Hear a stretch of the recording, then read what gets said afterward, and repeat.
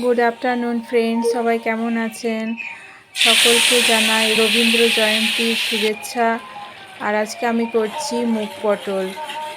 তা মুগ ডালটা আমি সিদ্ধ করে নিয়েছি এবং তাতে একটু লবণ দিয়ে নিয়েছি।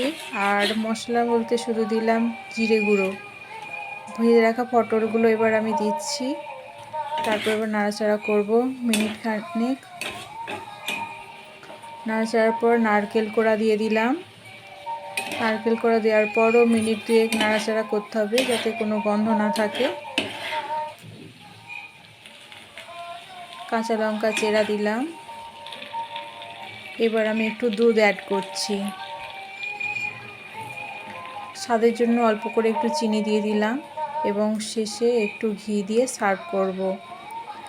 আর আমি এখন খেয়ে দেখছি কেমন হয়েছে। আমার তো বেশ ভালোই লাগলো টেস্টটা। আপনারা